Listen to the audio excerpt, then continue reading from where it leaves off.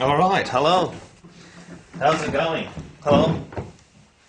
All right, I'd just like to say a few words about a discovery I made in November 2007 regarding the Dark Side of the Rainbow movie film music sync, The Wizard of Oz, a 1939 movie. If you put the sound down and you replace the soundtrack with the Pink Floyd Dark Side of the Moon album, it marries really beautifully. So anyway, I was watching it and listening to the soundtrack, and then after the album finished, 42 minutes, 43 minutes into the movie, it was very upsetting because there goes the Pink Floyd music. What do you do after that? You got all this movie without music. So what I thought to myself, I thought it can't be, because I mean it can't just finish there. Surely there's more Pink Floyd music to finish the whole movie. Myself, if I was to put myself into a position of someone creative, let's say for argument's sake that Roger Waters or Pink Floyd, did it intentionally, which no one knows for sure, but let's say that they did it intentionally. They made the music of Dark Side of the Moon to marry to the first 42, 43 minutes of A Wizard of Oz. Surely I'd say to myself, if I'd done that, I'd say, it's a job half done, and I'd love to finish it. It'd be a great thing. So I thought to myself, it's got to be somewhere.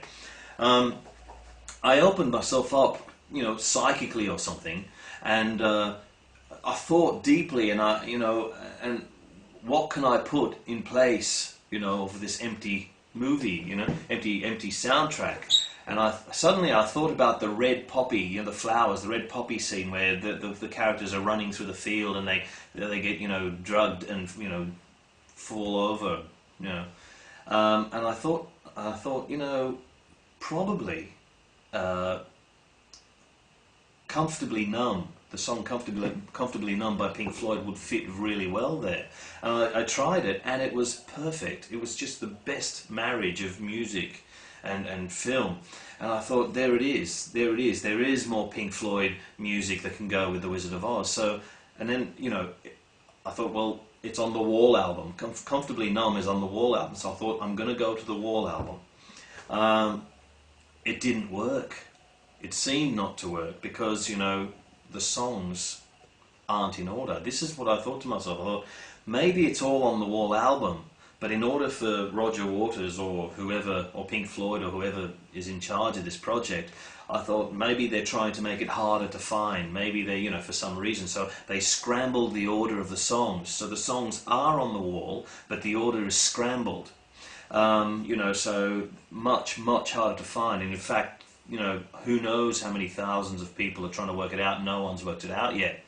What I did around mid-November 2007, I pulled out the Wizard of Oz, DVD, and I got the double CD of The Wall, and I started to really focus in on it and try and nut it out and explore it and see it. And so anyway, I've written down some results, and what I realized was, bit by bit, if I did it, I ended up working it out. And this is how it works.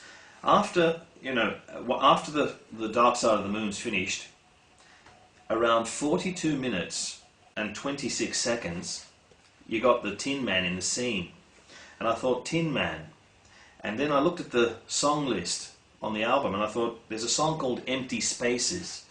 And I thought, that's appropriate, Empty Spaces. The Tin Man's, got no heart, he's hollow inside. He's empty, and I thought maybe it works, and it did work. It's a 2-disc CD. Disc 1, track 8, Empty Spaces. And if you listen, you can hear this eerie metallic heartbeat sound in the song. It's fantastic.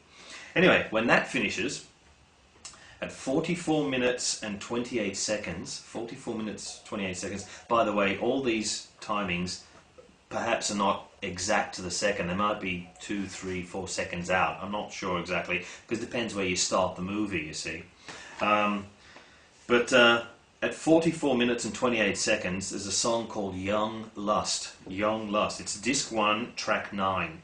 And this is where we find Dorothy. It's one young girl with 2 fully grown men, the Tin Man and the Scarecrow, and they're sort of walking along recklessly and drunkenly almost. It's kind of wild abandon, and I thought, it's kind of a young lust, we'll call it, and there's a cheeky lyric where, it says, I need a dirty girl and to make me feel like a real man.